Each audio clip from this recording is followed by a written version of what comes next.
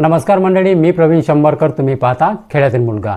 तर मंडळी, तुमच्या कुटुंबातील कोणत्याही व्यक्तीचा समजा मृत्यू झाला असेल किंवा जन्म झाला असेल तर आणि त्याची जे कार्यालयामध्ये जे आहे जन्म मृत्यूची नोंद नसेल तर आपल्याला जो कोणताही जो फायदा आहे तो आपल्याला मिळत नाही. मग तो फायदा घ्यायसाठी आपल्याला जन्माचा दाखला किंवा मृत्यूचा दाखला आवश्यक असते. तर कार्यालयामध्ये जन्माची नोंद किंवा मृत्यूची नोंद नसेल तर घाबरून जाऊ नका.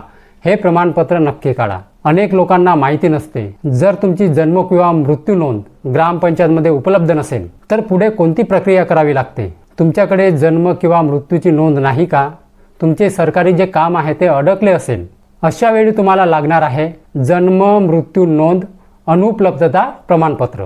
हे प्रमाणपत्र कुठे मिळते, त्यासाठी कोणकोणते कागदपत्रे लागतात, अर्ज कसा करायचा, संपूर्ण प्रक्रिया काय आहे, ही सर्व माहिती तुम्हाला या व्हिडिओमध्ये मिळून जाईल.